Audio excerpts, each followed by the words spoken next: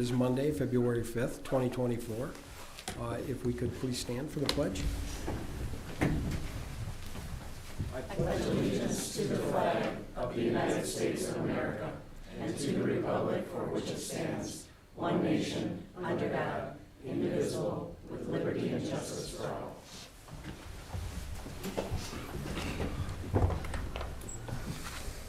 Okay, thank you. And April, will you? Where'd she go? She went to go make some copies, but Okay, we're we all are here. all present. All right, we're going to move on to the approval of the consent agenda. I'll make a motion to approve the consent agenda as submitted. I'll support. All those in favor say aye. Aye. Any opposed? All right, move on to the approval of the agenda. I do have one addition, if I could please, is item H under new business. I'd like to add a discussion and possible action on replacing a DPW vehicle. And other than that, the agenda would be there for approval. I'll make a motion to approve the agenda as revised with item 10H as discussion and possible action on DPW vehicle purchase. I'll support. All right, a motion and support. All those in favor say aye. Aye. Any opposed? All right, we're going to move on to announcements and communications, and we do have a Eric Fessler from AOP, our water builder, that is here to give us an update on our water system. And he's here for questions. And Eric, you want to come on up?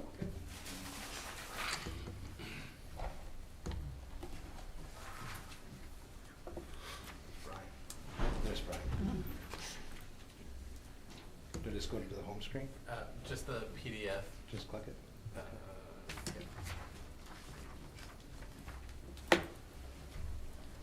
Okay, thank you for having me. I'm here to talk about the status of the water softening process, both at Woodwind and then the progress that we've made on permitting the South Hill plant.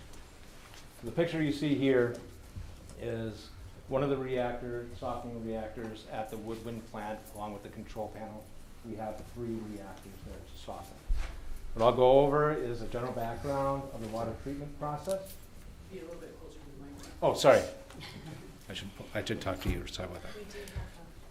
So what I'll talk about and go over is the water treatment process, the theory of softening by precipitation and the limitations of that, the results that we have at the plant at Woodwind, the expected results at South Hill when that plant goes online, and then the permit status for the South Hill plant.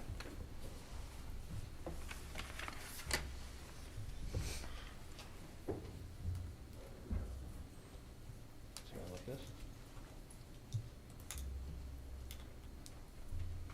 There we go. Okay, so going from left to right, the plant is designed for 5 million gallons a day. From the 2 wells, we pump through aeration, which provides oxygen to oxidize any iron that's in the water. In addition, we add chlorine to further oxidize the iron. We take it through filters to remove the iron, then into the softening where we add sodium hydroxide. Adding the sodium hydroxide creates ideal conditions for the calcium to precipitate out of solution. That is removed, that calcium is removed as calcium carbonate and forms a pellet, which I'll show you soon. After the reactor, we add some sulfuric acid to stop any further reaction. And then we go through disinfection to the clear well and out to the system.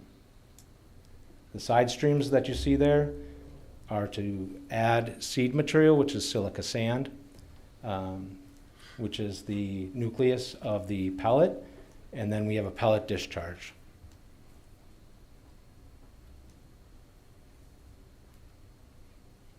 Okay, theory of the softening. So what we're trying to do is, again, create ideal conditions to have all the hardness that's going to come out of the water happen inside the reactor. Okay, so what we're doing is, not to get into too much of the chemistry, but we're raising the pH. And as you see on the blue line there, the upper end at pH 7, we could have 50 grains of calcium carbonate in the water as solution. Okay? As we're increasing the pH, more and more of it will precipitate out of the solution. And you'll see around pH 9, 9.5 is the lowest that will get calcium to precipitate out of the water. And that'll be about 4 grains per gallon of calcium remaining as hardness in the water. Okay? Magnesium, when we talk about total hardness, it's both calcium and magnesium. But magnesium is 10 times more soluble than calcium. It doesn't want to come out of the water. So it's not going to be scaling on your appliances and your equipment because it's 10 times more soluble. So when we're at a pH of 9 and we're at 4 grains of calcium, we could have up to 40 grains of magnesium in the water. Okay?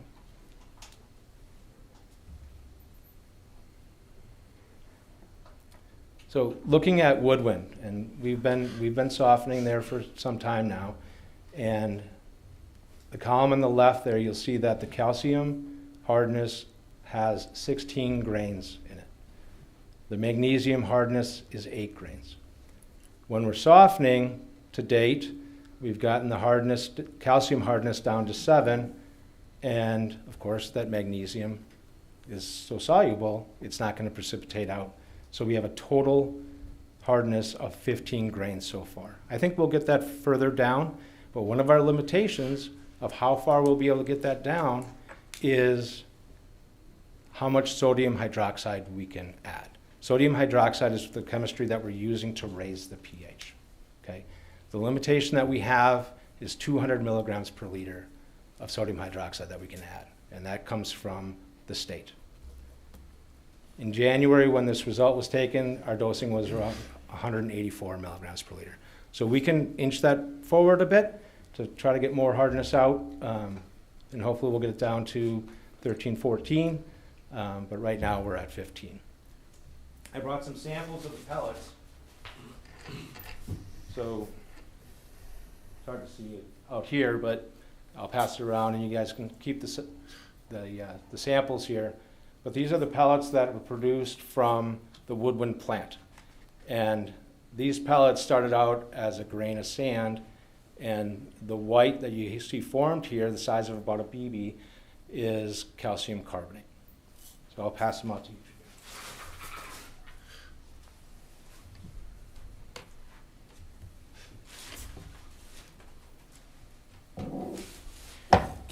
Will you be able to hand one around too? Oh, sure. Good idea. Thanks. Thanks.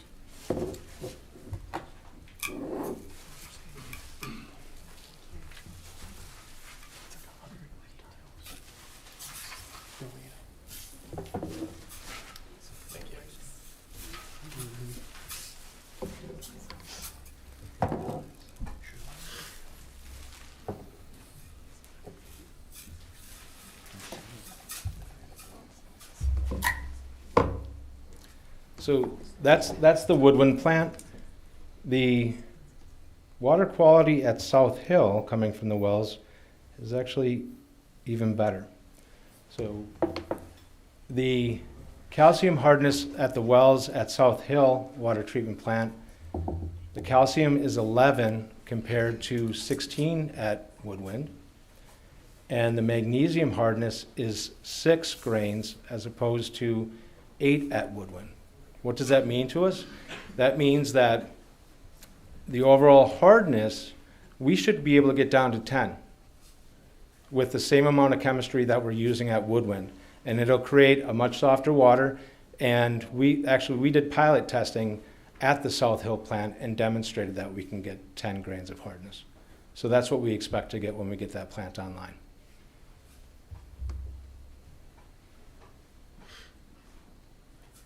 The last slide I have here is the status of the South Hill plant. Of course, we have the iron removal system there, and the softening is in permit. It's designed, it's submitted to Eagle. The engineer has reviewed it and submitted it to their peer group. Their peer review group is what they call it. And the status so far is they had one comment, and that's been answered as of this week. Their question was, do we have corrosion inhibitor to be able to put online? And that was submitted and is installed as part of the filter plant, so it wasn't submitted as part of this, so it's already in place.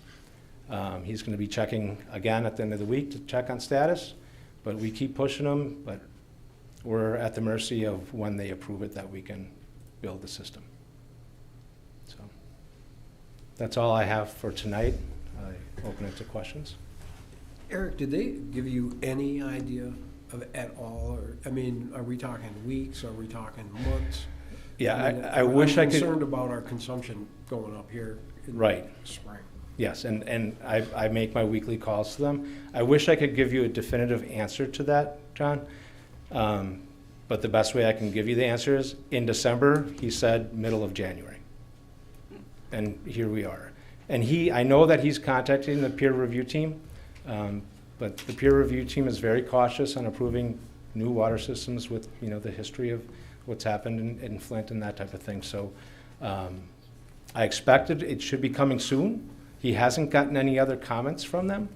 So that means that there likely will not be any changes, and once it's approved, we can get going. So if he says tomorrow, okay, it's approved. Yep. How long before we actually get shovels in the ground? And then a completion of the plant, are we talking 5 months, 6 months? Because I think we're gonna get into this year before anything happens, is what it's looking like. I would say yes to that comment, that it's likely we're not gonna meet summer to have the system online. If we were talking 3 years ago, I would say that we'd have the plant up and going in 6 to 9 months. With today's supply chain and those issues, it's challenging right now to be able to lock in a date for you. Okay, well, I'll tell you what, I've been trying to give water reports and absolutely nothing like that. Very happy you come, but I would like the board to open up and ask questions, because they've been asking me questions. And Okay. a lot of them I can't answer. So, Happy please, to. anyone have anything they'd like to ask? I think you asked a couple that I had, John. The only other thing I wondered was what could be done between now and the time that we have permits to help, I guess, start staging materials. I mean, we're really close. I know we don't want to take a risk and order everything, because if one little thing changes, we might have an issue. Yeah. But, I mean, can we start pouring foundations? Can we do other things like that to advance some of this without getting into, the floor? I mean, Right. Yes, it's a very good question. I'll review it with our team. There may be some long lead equipment that we can order to manage through some of the supply chain issues that we encounter. Breaking ground may be a greater risk than we want to take in case there is something that comes out of peer review. We might end up spending money that then we have to redo. But I'm pushing them as hard as I can without, becoming too much of a nuisance and irritant. yeah, I'm just wondering, for example, long lead time item might be a generator. We know we're gonna need generators. We know what their size like at the other plant. I mean, can we Yes. start ordering that stuff that, Yeah, I appreciate the Is it gonna question, go and that's bad? something that I'll go back to the Okay. team, and I think that we could possibly do that for some of the long lead items. Yep. How much different is this one than the other plant? Aren't they pretty much similar? I think I know why you're asking that question. Yeah. The answer is yes. So you would think that they approved it once, that it would be simple and approved, but unfortunately, it's still taking them a long time. That is why I asked. So, are we capable of getting through spring and summer without disaster? Yes. You're Yes. confident? Yes. Because, this one's capable of 5 million. We can do 5 million gallons at this plant. I'd have to go back and review the data, the usage, to be certain, but I want to say there was only a handful of days that were above 5 million gallons a day. So if we hit the limit, it would just blend with South Hill, and it would become not as soft Correct. going to the residents' homes, right? Correct. well, we've got, 3.5 or 4 million gallons of storage too, right? Yes. With the towers and the tanks, so Yes. that would They be. don't count that. I'm just saying that's additional, so you're producing 5 million gallons, but if there's, you wake up in the morning and every one of the world's sprinklers turn on at 6 a.m., then you know, there's a huge spike in the use, the pumps all kick on, everything starts going, but Right. it's starting to draw down. If we can't keep up with production, it's drawing down those reserves, right? Correct. But it still counts toward that, right? Does it? It doesn't. It doesn't. If the demand on one, A yeah, day. correct. If the demand on one day, I mean, the answer is if the usage continues to be greater than what we can produce, eventually we're going to have to replace it with non-softened water because you don't want to deplete your reserve too far, right? So if it's just, for example, 5.1 million gallons or something like that, sure, we can probably compensate with the volume within the system. But if it's a 7 million gallon day, then no, we need to be running South Hill without softened water. Well, and I think the problem is when everybody takes showers in the morning and gets up and gets ready to go to work and they turn their sprinklers on and all that. Right. It uses that 3 million gallons we have stored in a few hours. Yeah. And then it takes 24 hours to reproduce the 5 million that we lost. Between I mean, 5 it's and 5 10 million in a.m. 24 is hours, and the that's where the peak key is. Because flows. the demand, it never stops, it just Never tapers stops. off, right? Correct. Yeah. Correct. Well, anyone else you want to ask? Anybody have any questions about the system? I mean, this is a guy that can answer the questions, so. Pretty smart there, Eric. So, thank you. I think we have an amazing system, and I think there are some glitches, and we always knew there was going to be glitches, and we've been working through them. I do believe the water is pretty premium. You know, there are glitches. There's some things that happen, and you know, we're working through a few of them. But I mean, all in all, I think it's working very well. Yeah. We'll work through it and we'll make the system what your expectations are. And from a water quality standpoint, I will say that, you know, from my chemical background, that removing the hardness but maintaining some of the minerals in there makes a healthier water. It doesn't have all the sodium that's going through an ion exchange system. And whenever you take everything out of water, well, then it tries to redissolve it so it can take it out of your system. In addition, alkaline water is healthier than lower pH water because as consumers, we consume a lot of low pH things. So just to let you know, we were at the plant one day, and Eric was doing his magic on all this chemical, and he was taking glasses of water out of the pipe that was coming down and testing it, and I was talking about the acidity of the water and how if the chemicals got in the water, and he was telling me orange juice is much more acidy than this would ever be. It's very safe. And I said, really? Well, here's a test. Drink a glass of it then. Show me. He walked right over and he downed the glass right in front of me. And I said, okay. He walked the walk right in front of me. So that was great. But thank you for coming, Eric. Absolutely. I really appreciate you coming. Thank you for having me. Thanks. Okay, and by the way, Eric lives in Wisconsin, right? Yes. So you gotta drive. Not going tonight, I hope. No. Okay. Thank you. Thanks again. Thanks.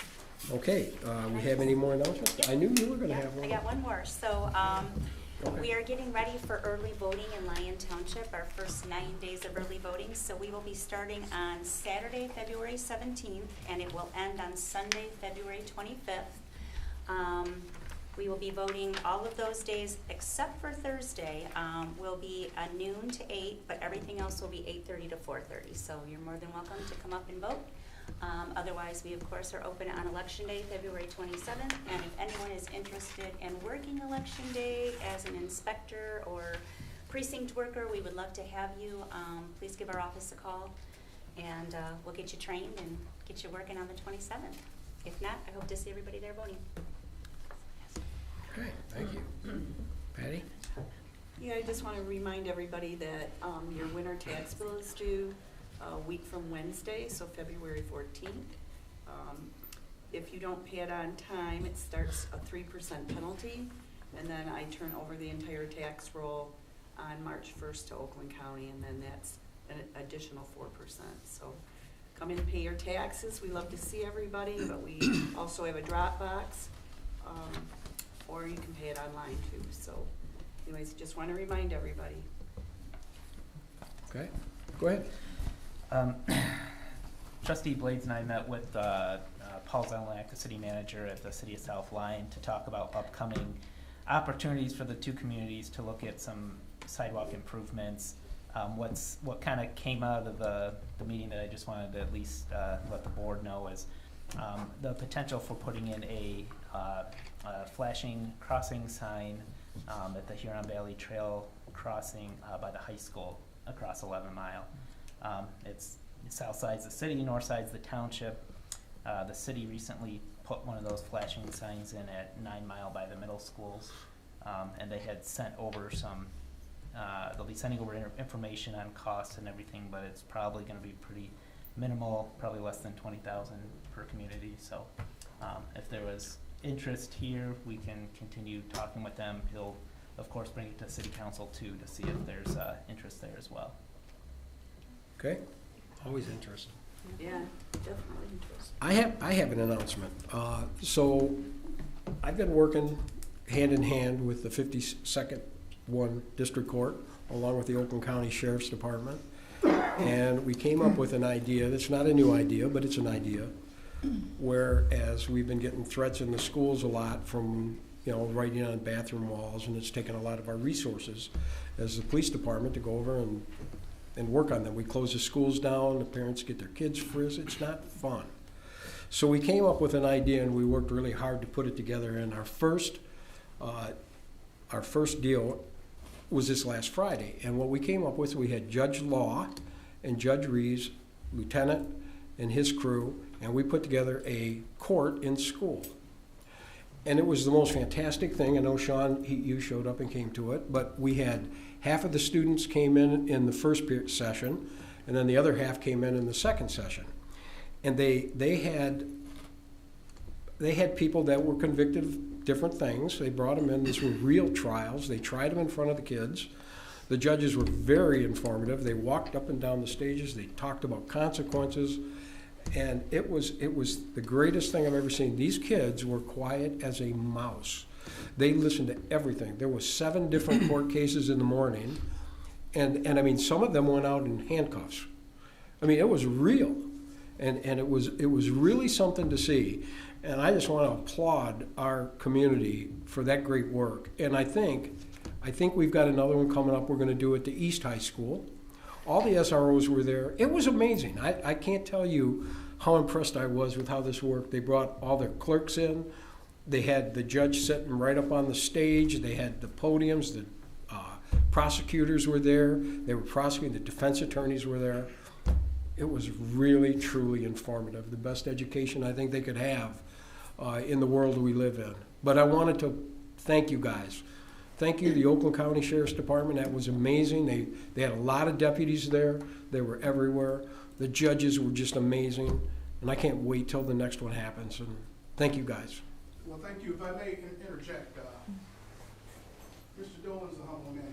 He never admitted, but it was his idea. He spearheaded the whole operation. Stop. Sit down. Sit down. You're out of turn. Sit down.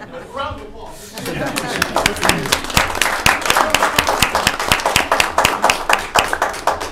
It was just a fantastic thing, and I just do want to thank everyone. John, I just want to say that we were, I think half the school, so about 600 kids were in the auditorium at a time. I have 3 teenagers, and I've never seen 600 teenagers. I've never seen 6 of them sit that quietly for 10 minutes, let alone 600 of them for, an hour and a half. I was totally amazed by that. And they were awake, too. They paid I looked attention. around, their mouths were agape when people were Don't we have the handcuffs. best judges? And It was- I mean, really, yeah. they were just so awesome with them kids. Yeah, it was a great program. But Nice work. it really was great. Okay, anybody else? All right, seeing none, we're going to move on to call to the public, where you can stand up and we can talk about unrelated agenda items. Please keep it to 3 minutes if possible. Your name and address for the record. Okay, seeing no one, we're going to move on to reports. First report is DDA. Good evening, everyone. How you doing? Good. How about you guys? Good. A couple of updates since our last meeting. Since then, the DDA Promotions Committee has met, and we are in the process of creating an ad hoc committee that we are naming the Local Business Collaborative. and we're focusing on business support services and outreach specifically through our volunteers that we're utilizing. So we're talking about ways to do retention and welcome visits to all the businesses, utilizing our volunteers, creating some business support programs and seminars that we'll be utilizing, and also doing some networking opportunities. So we're really excited about that. We've got some new volunteers that have stepped up to help out with it. We just had our second meeting earlier this afternoon, and we're going to be meeting monthly moving here forward. So we're very excited. I also had the opportunity to meet with some members of the economic development team from Novi and talk about what's been going on in both of our communities and trying to create some opportunities for us to work together. We had our DDA business survey was mailed out early last week, so we are getting some feedback coming in from that. So if you are a business owner in the DDA and you didn't receive that in the mail, please let me know because we want to get everybody's responses for it. We're continuing to work on our TIF finance agreement renewal process. We just had our updated draft copy brought in today. We'll be discussing it this week and next week with our board. And we're hoping to have that process moving forward again in the next couple of months. We are working at each committee level on creating a priority project list, which I'm really excited about. We're getting a lot of movement on all of our committees. We have our design and appearance that's meeting next week. We are still looking for some new members, but we actually have 2 brand new volunteers that are stepping up on that committee too, so we're very excited about it. And then I just wanted to give you an update. We started our DDA annual sponsorships for 2024. For businesses that might not have budgeted to sponsor, we do offer an opportunity if they do community service through our volunteer program. They earn an annual sponsorship. So we have some businesses that I wanted to thank that have received the sponsorships based on their volunteer service. Amelia May Boutique, Big B New Hudson, Hey Babe Beauty Bar, Lion Events Organization, Mission Church, Never Look Back Vacations, New Hudson Chiropractic and Wellness Center, New Hudson United Methodist Church, Wonder Jump, Yard Card Ninjas, and Yesbick Real Estate. And then our paid sponsors that came in January include Cottage Inn, Mitten Animal Hospital, Pratt Miller, the Learning Tree Lyon Township location, and Tyrell Electrical Contractors. So I just want to take a moment and thank them for their support of all of our programs. The DDA, I believe, will be hosting 13 different promotions events this year. So we've got lots of great stuff coming up with Music on the Grand, our Halloween events, our Christmas events, and we're going to be working on some new ones too. So I'll be giving you an update on sponsors as they come in each month because we want to make sure we recognize them for their support. Any questions? Thank you very much. Great job. All right, we're going to move on to the fire report. Chief, is this our fun time? It is. I love this. Good evening. How you doing? Tonight, my presentation will be slightly different. First off, I would like to announce a new hire today. Jonah Fanning, he is our newest hire. He got sworn in 5:30 today.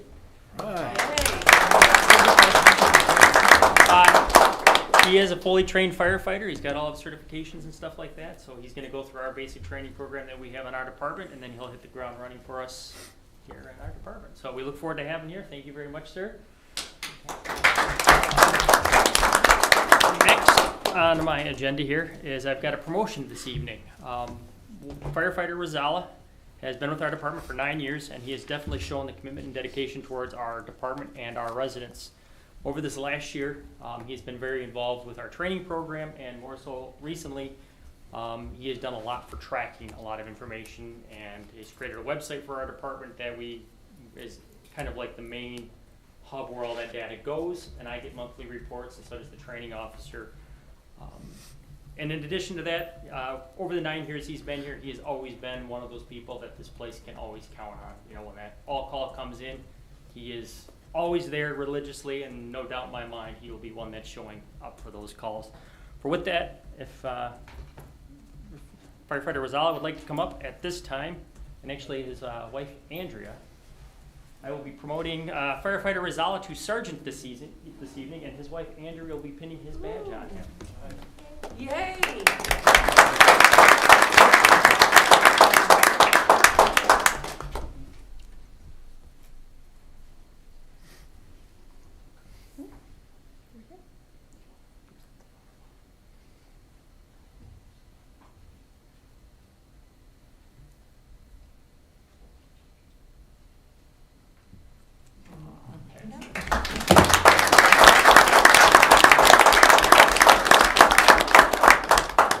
sir. Congratulations.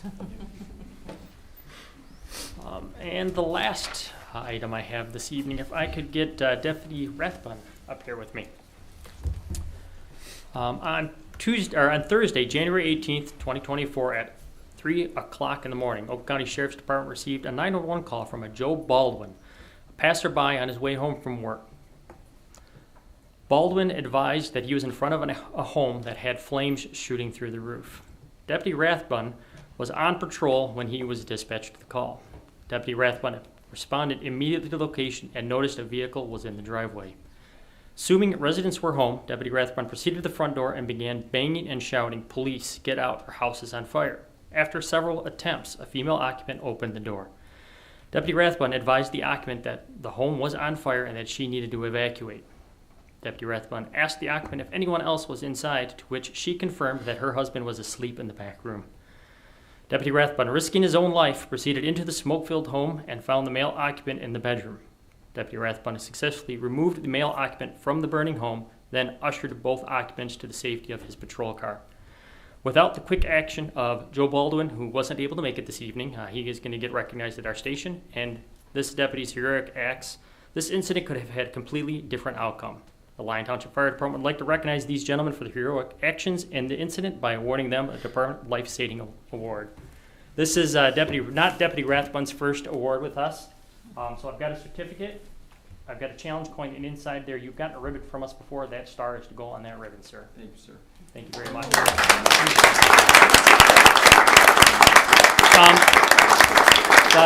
The last thing, I would just like to mention one of the family members, Mr. Darnell, is here this evening.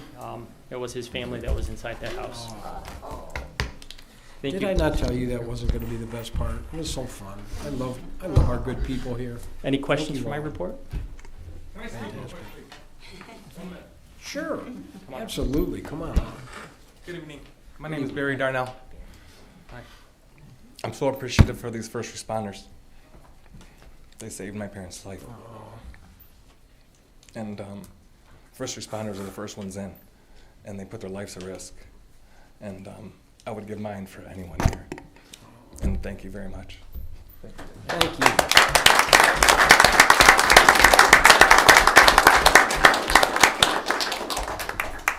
Wow, that was. Thank you guys for everything. Thanks for taking care of our township. It's an amazing place to live. It really is. All right, Lieutenant, come on up.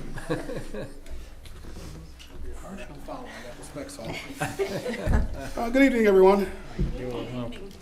First order of business is to make sure Supervisor Dolan receives credit for court school. Done. All right, that's done. All right. Next up is flock safety camera update. All of our cameras are here and they're operational, right? So it's good. Since September, we've been in talks and contracts and waiting for permits. We're all done.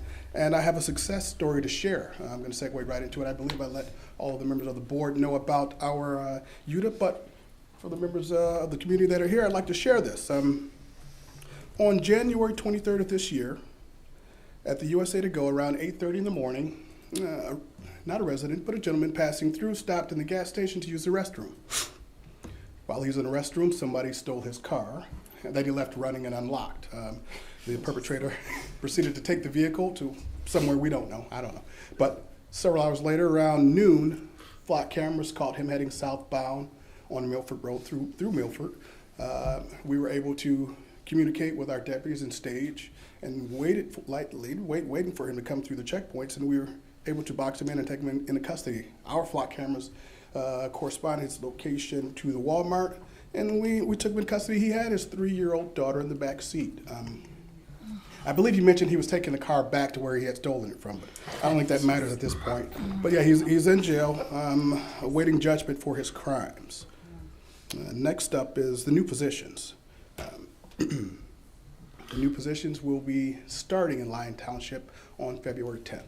So I've already selected my new sergeant. I'll make sure to bring Sergeant Morshell around to the meetings. He'll be here on nights, so I'll get him here for one of these meetings and get him introduced to you all. The traffic car, as you know, everyone's familiar with Deputy Viking. He'll be assuming that position that I intend to run on a kind of a hybrid shift. He's going to run noon through 8. He'll be able to cover the traffic complaints and all the school complaints, and that'll be his only job. He'll be tasked with traffic, unless there's a priority call that comes up where my other guys are tied up. But I'm expecting good things from him because he's one of our workhorses. The last thing I have is just a kind of a PSA for the residents. It's just a reminder to lock your doors, obviously, because we have people that are stealing cars. We also have people that are, they're gangs in the community. They're not here right now, but they have been, where they catch people that run into daycare centers. They kind of follow them, they stalk them, and when they run into the daycare center, they usually drop their kids off or what have you. The thieves would come and steal their wallets. And by the time the victims know, they're already buying gift cards and on to the next community. So it's important to lock your doors no matter how long you intend to be gone for. And that's all that I have for this evening. Are there any questions for me? No, but I think the flock cameras were a good idea. I think so, yeah. That's awesome. I'm very Already, impressed. they've only been up a very short time. Yeah, very short time. January for most of them, but this last one, maybe December. Yeah, but I'm excited. I'm excited for what we can do and all the things that we can potentially deter with that technology. Sounds great, Lieutenant. Thank you. All right, moving on to Planning Commission. Okay, we only had one meeting this month. January 8th meeting was canceled. And we did hold a planning commission meeting on Monday, January 22nd. We had no public hearings. We had one old business, and that was the outdoor dining standards. It's a text amendment, and the planning commission again discussed it. Brian brought us a draft, and we made a few comments, and he will be bringing back a final version of that, and it'll eventually get to the township board. Under new business, we had Brian presented the annual report and planning program. So we reviewed that, and Brian's going to be submitting that also to the township board. We had the election of officers, and we kept the same officers as we had last year.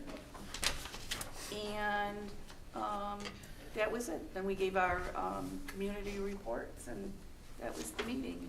If anybody has any questions, answer. Anyone? Steady. All right, Lise, what we got? Well, the January 16th meeting was canceled, No. and the February 28th meeting is canceled. Oh, man. You got an easy job. I want, actually, I think the reason we don't have as many applicants anymore is because we've been going through all of these ordinances and updating them appropriately, so people are not Exactly. having to come in and ask. That's what it's all about, right? Well, I want more meetings because they're fun. Okay, well, unfortunately, Dave is ill, and so we have no building department update. And the water, I don't think I can do better than Eric did, so I think we're gonna move on. All right, we're gonna close reports and move on to unfinished business. This is the second reading of the adoption of the minor site plan modification text amendment. I don't think anything's changed, right? I'll move the adoption of AP 23-66. I'll support. All those in favor say aye. Aye. Any opposed? Okay, that concludes unfinished business. We're gonna move on to new business. First one is the preserves at Davis Creek, formerly known as Chickerell Lion Plan Development. Preliminary review. Brian, you wanna lead us off? I will, thank you, John. For discussion tonight is the preliminary review of the preserve at Davis Creek, formerly the Chickerell PD at Concept, but that name has evolved. The last time that this was in front of the township board, the applicant, Robertson Brothers, had a plan with 54 units for single-family empty nester targeted homes. And the township board's comments at that point in time were that it was approximately, let me rephrase, it was in the range of the right number of units, However, you expressed some concern for, or the request for removal of several units. You also requested some spacing away from Pontiac Trail, as well as some use of some redesigning of the unit locations so that backyards weren't visible between units. And so the project that, the concept plan that is in front of you did go to the Planning Commission for the public hearing. The Planning Commission got a lot of comments, and most of those comments were from nearby residents who are worried about stormwater and how that might impact their properties. There really was not a lot of concern for things like traffic or the overall design of the project or the overall density of the project. So in general, and this is my commentary, I feel that if stormwater is handled appropriately, most of the comments from the public hearing would be addressed.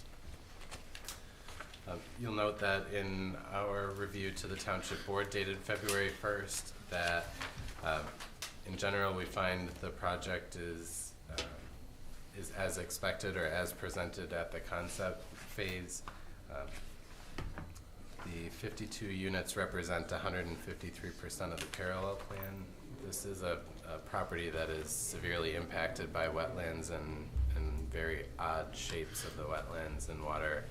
And so that parallel plan, almost out of necessity, got stretched out. Lots of roads. It would be a lot of impact to the property to develop as the parallel plan suggests. And so some flexibility makes sense from a planning perspective. A couple items of note. The distance between the buildings, the separation between each one of the homes will be 20 feet between walls as it's proposed here. You have the ability to to approve that 20-foot separation, and that is something I believe that we talked about at length at the last time the Township Board reviewed the project, that 20 was an appropriate number. I also wanted to note that the setback along Pontiac Trail right-of-way is 100 feet to the nearest unit. Our ordinance requires a minimum of 75 feet, so that exceeds that.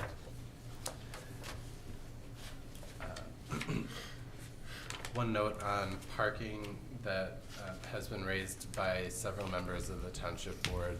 The official front yard setback that is proposed on the plans is 20 feet, which is the measurement from the road right-of-way, or essentially the back of the sidewalk, to the front of the actual built structure itself.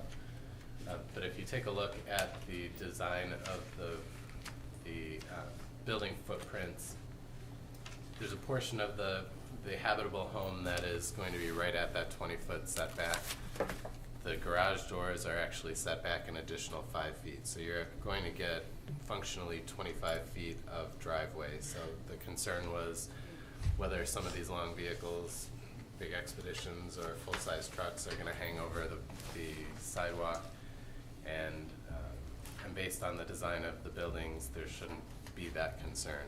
We feel that 25 feet is going to accommodate any reasonable full-size vehicle that is sold on the market today. One of the things that we take a look at in terms of the preliminary plans are a fiscal impact. We have an internal model at McKenna, and we show that there is a slightly positive fiscal impact that we would anticipate on the operating fund, the library fund, the police fund, and the fire operating fund. That's a bit unusual in a positive way for these single-family developments. A lot of times, as the numbers go up on units for single-family developments, we tend to see a slightly negative impact in that analysis for the general operating fund. The police fund and the fire operating fund are generally positively impacted by these single-family developments. Another item of note, the sidewalks and pathways that are proposed on the plan. The frontage pathway that is proposed along Pontiac Trail is a 10-foot pathway as required by the ordinance. There's also an internal pathway system that will be dedicated on the plans through the open space. But you'll note that the pathway falls just short of Davis Creek at the northern portion of the project. The bridge over Davis Creek for the road doesn't really allow for an adequate pathway within that existing bridge structure. So one of the things that we talked about at the Planning Commission and Robertson has committed to as part of this project is a contribution to the sidewalk fund of 1,200 lineal feet, which represents the distance from this project to Carriage Trace to the south, as a way to compensate for the connectivity that is being lost by not installing the pathway to the extents of this project. The Planning Commission felt that that was an adequate use of the funds and that it could be used to connect this or other projects in the township as we feel appropriate. So the open space that is preserved here is almost 40 acres of upland space, which is more than enough to meet our minimum requirements for open space.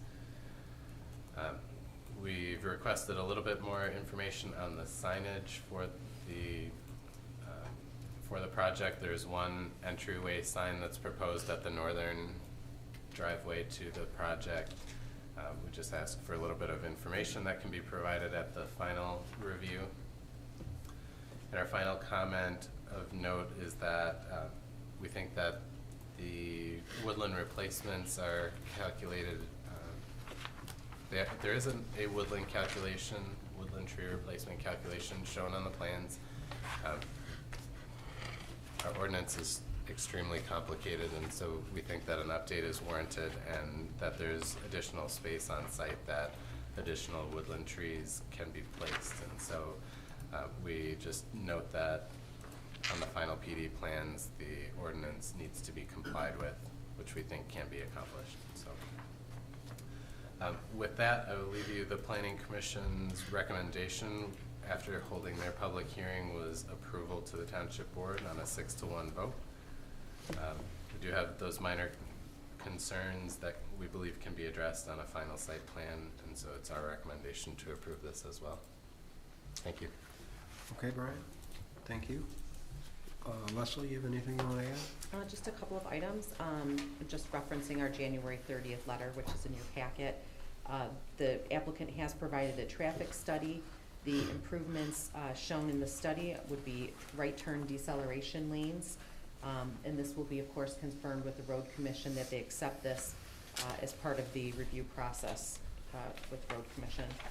Infiltration of stormwater is required per the township engineering standards, and their sediment basin will need to be enlarged. I do think there's room on site to accommodate that, so no outstanding issue there. And then I also mentioned the pathway, which I would encourage the board to discuss and provide direction to the applicant. But that's it. Okay, before we move to the applicant, anybody have any questions for Brian or Leslie? Okay, the applicant's here, come on up. All right, Brian, will you give me a...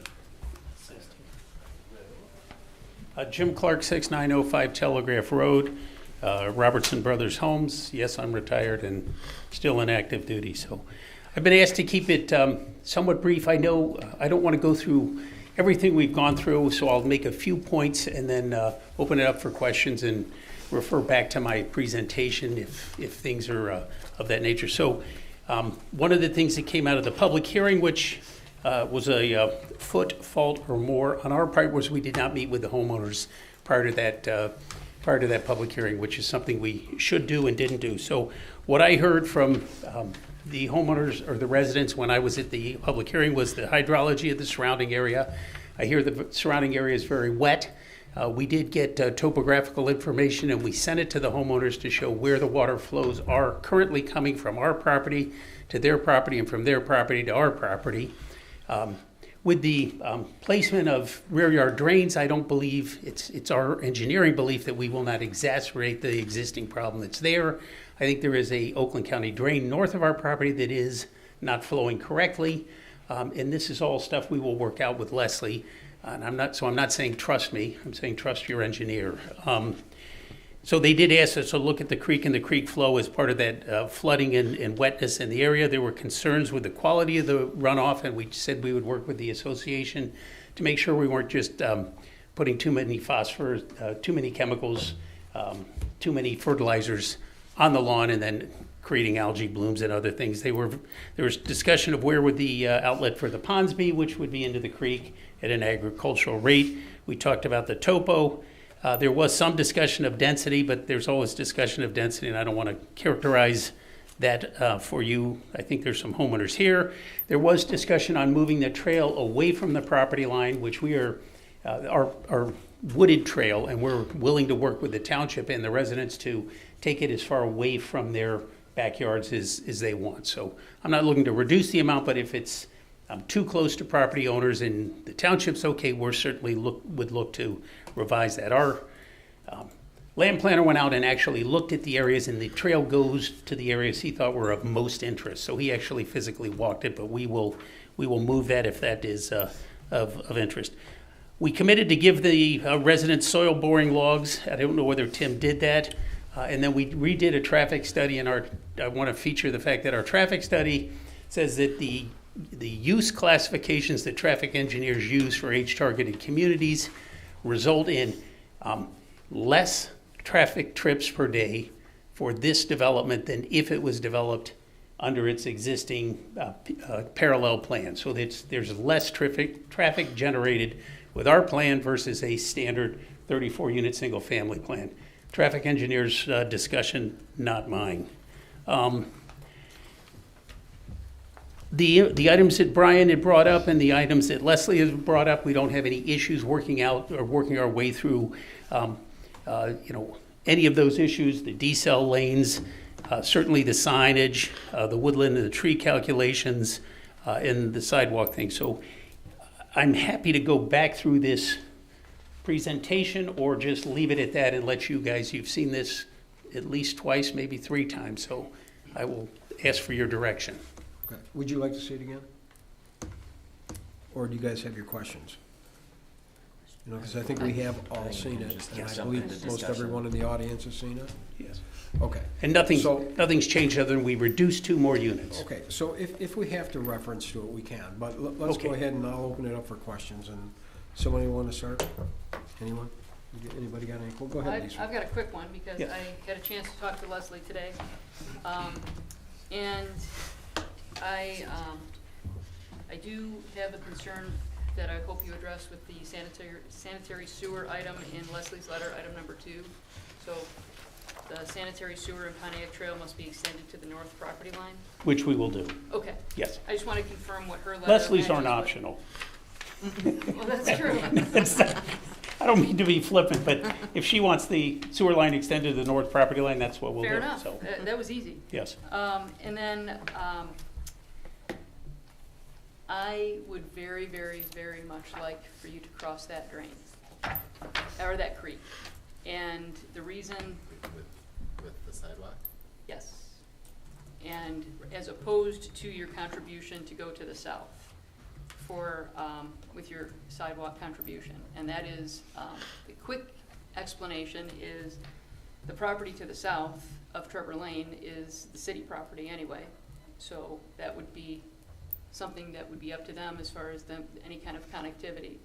But we have a very unique opportunity to, if we can cross that creek, then as future developments take place, I mean, what is it, the tap parcel is eventually going to come before us, and that opportunity to cross from your development all the way north is really giving our residents an opportunity to continue north with Blake's. They put in all those pathways. We have pathways that connected on Kent Lake Road, and it would really, I think, be a significant, unique opportunity for our residents to have that. So that is literally my only sticking point, and I would be It's a big one. I know it is. That's why I'm giving that, and I know that we had the conversation about going to the south and a contribution, to connect to carriage trace. But, you know, in looking at that map and realizing that that's, you know, the city property, we don't even know that that contribution for that linear amount would actually be utilized toward the, to connect to Carriage Trace. But more importantly, when I just was looking at that, and then when I had a conversation with Leslie to look at a broader picture, she and I kind of looked at some maps, her on her end and me on my end, and I felt that I thought it was just a much more meaningful contribution as a community benefit for our township residents. And I guess I just got to look at the cost and then what the road commission will require, and do we have the right of way, and will they let us do it? So there's a lot of, I can't answer a lot of the questions here tonight. You know, that, I assume that road will be widened. It's an Oakland County road. So where would they would let us do it, and how they would let us do it, and what it would involve. You know, we did one in Franklin years ago, across the Franklin River. It was a small fortune. And it wasn't an Oakland County road. It was so I guess we just have to, I hear you. Right. And I guess if you look at your community and then it going north up Pontiac Trail, there are some opportunities for us to fill in some additional gaps, but this is probably our only chance, I guess, at getting that type of project accomplished, and I think it would be a really fantastic community benefit for all of Lyon Township to be able to get to that, because realistically, if I'm riding along that Pontiac Trail going north on your pathway, when it dead ends, I'm not going to turn around and go back. No. I'm probably going to play Frogger and try to not necessarily cross Pontiac Trail, but I'm going to end up on Pontiac Trail. And I think a lot of people are going to do that because they're going to see an opportunity to continue north, and they're going to just do it in an unsafe manner. The only other point I would ask, and I don't have an answer, is you're going to have to cross Pontiac Trail unless you're going all the way to the corner with a sidewalk. So there are sidewalks on the other side, and we had at one point suggested putting in a signalized light to cross Pontiac Trail, which I don't know what the cost of that is versus a bridge. To me, if you want immediate conveyances, crossing Pontiac Trail makes more sense than crossing that stream before you know what that road's going to do. So that's, and I'm not, maybe I'm weaseling, but I do think when you look at the amount of sidewalk that's already in place on the other side of the street, and where the amenity is, it's not on our side of the street. The amenity is Blake's, what will be Blake's. Right. No, and I'm just saying, well, I just you can almost get there on the west with what's existing. You can't get there with what.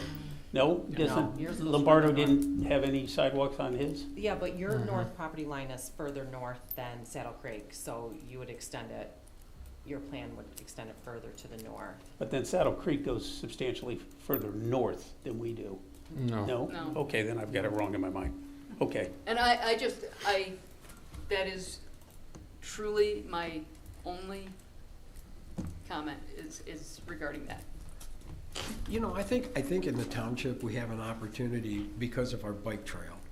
And I think that we do a lot of these sidewalks along major roads, and we worry about, you know, people getting hurt when we have a bike path that's very safe, that crosses the road in dirt locations. I would like to try to figure out how to get these developments to the bike path. And that's why, once you get to the bike path, you go into the middle of South Lyon, you go into the middle of New Hudson, there's all kinds of avenues that opens up. And we have an amazing bike path that we maintain. And if there was any possibility of keeping them off Pontiac Trail and getting them to the bike path, I think that's an avenue we should look into. I think that would be amazing. I would agree that It's too far away. We did look at how we could get there, and we'd have to buy a bunch of properties because it's quite a bit east of us. But my reason for saying that is because I think that's the opportunity we should have. We should try to piece that sidewalk structure together. Which is the donation. End up in the bike path. But I hear you. Yeah, if I may, that was one of the things that, I forget who on the planning commission commented that getting to Carriage Trace, even though it is in the city, there's a connection to the bike path at the back end of that neighborhood, Right. which was See, that would be, to me, that would get people anywhere they want to go, and safely. I think these main roads, bringing people across these main roads is just disaster, because there's not crosswalks everywhere, and you know they try to cross without a crosswalk because it's easier and faster. Yes. And that's when things happen.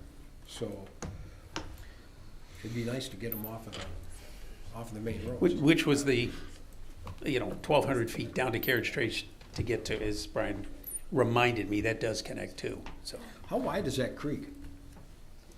I mean, is that a very wide, I don't think the actual Not really. drain itself, the easement is probably significant, but 30 feet?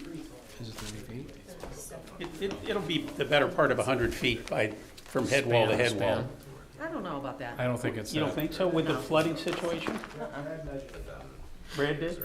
I don't think it's, it'd be 100 feet, but I don't know. I mean, I guess it's, I just worry about the upkeep of these things. Once, I watch and I see all these bridges crossing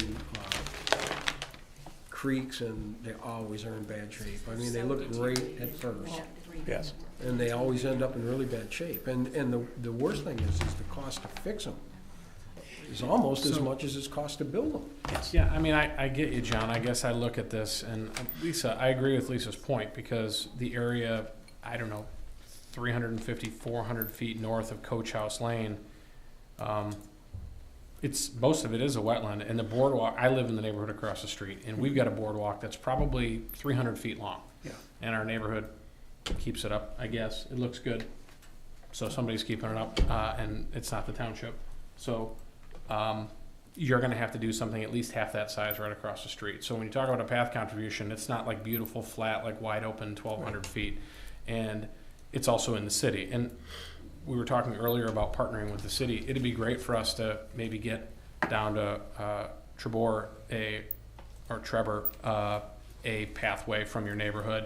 But then beyond that, it would be some sort of a cooperative effort with the city. I mean, I'm not interested in extending our pathways through city property when we don't even have them where it may make connections in our own township. And I do know it makes sense to connect to the rail trail, but it's not just that easy. We're gonna have a boardwalk either place. We're either gonna cross with something that needs to be maintained to the creek in the north on your dime, Right. at a higher rate of expense than, some of the pathway we're talking about. And so to me, while we've got you here building all this stuff, it makes sense for you to do it. I know I said it before, I'm a fan of a contribution to the sidewalk fund when there's no other option, when it just can't be built. But if you give us $100 today, a year from today, you'll be able to do about $95 worth of that work, and the year after it'll You're be an 90. optimist. Right, I am. I'm trying to be nice. Yes. So my fear is just that if we don't do it today in today's dollars, you're giving us a sum of money that's fine today, but it will not be fine when in 3 or 5 or 7 years we get around to actually doing something meaningful with it. It just won't have the bang for the buck that it was intended to have. And unless we start putting an inflationary factor in on people's contributions to the sidewalk fund, I just am not a supporter of doing it. I'd rather you put it all in now. I'm good with you, and I talked about this before, at the density that you're proposing, given all the other factors involved, not the least of which is the fact that the product you're offering is an empty nester type product. The traffic impact is going to be significantly less than that of a traditional neighborhood, just sort of by your design, by your own design.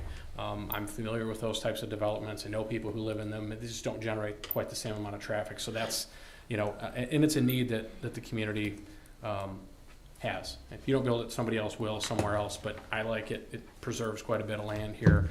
The one thing on the specifics, I'm going to say, Mr. Coots was here back 8 months ago, and we talked about a low rise and all the houses behind his house. And we I just met want to with make him, sure, yes. these are site plans, but the development agreement needs to list that there'll be single-story houses, I think, in lots like 38 through. Yeah, all those houses adjacent 34. to him we would restrict as ranch only. Yeah, there are about 5-ish. Yes. And I just want to make sure, because you were kind of recapping a lot of stuff. I just want to make sure, because that's a big deal, because he's right up to his. It's 1.5 feet or 2 feet difference in the pitch of the roof, and then the windows go out the side. But we are willing to make sure that doesn't happen, and it's not another 1.5 feet and the windows don't out the side. It'll be a ranch only. And that's fine. He'll be staring at a roof behind him and not windows Yes. looking back No, at him. there are And no I think windows. that's part of it too. So Yes. it's not just the fact that they're a couple feet shorter, because that's certainly going to be helpful. It's the fact that, you know, they don't want to be looking through windows at Right. each other. So you're looking at 1-story windows, not Yes. 2-story windows, and it helps to preserve that. And I think everybody was okay with that. I just wanted to say it again. So I prefer crossing the drain now, instead of going or some hybrid of crossing the drain and getting a pathway down toward Trevor. Am I saying it right? Trevor? Not Trebor. All right, Trevor. I want to say it properly. Yeah. So I'd like to get down to Trevor, but going south of Trevor, that's got to be some cooperative thing between us and the city, I think. It's going to be expensive, and Carriage Trace has no frontage sidewalks. So the city didn't require that developer not that long ago to put a sidewalk even across their own frontage. So there's really nothing to connect to unless you're going to go right into that neighborhood sidewalk. So it's not even ideal. It's not like you're connecting into something that, you know, and then if you go south on Pontiac Trail, you talk about expense, there is probably, I don't know how many hundreds of yards of wetland where you'd have to put boardwalk down Pontiac Trail from basically, well, yeah, on the east side it'd be shorter distance, but it's, well, you can't really see it, but yeah. So it's complex trying to go down Pontiac Trail. Right. And, you know, I'll also say, we all live somewhere, and I get that, you know, Coach House Lane, those are all public city streets, and they're in the city of South Lyon, but I would hate to start planning our route to start, you know, routing a bike trail through somebody's neighborhood and some other community to get, and people will go there, but I don't know that I don't know.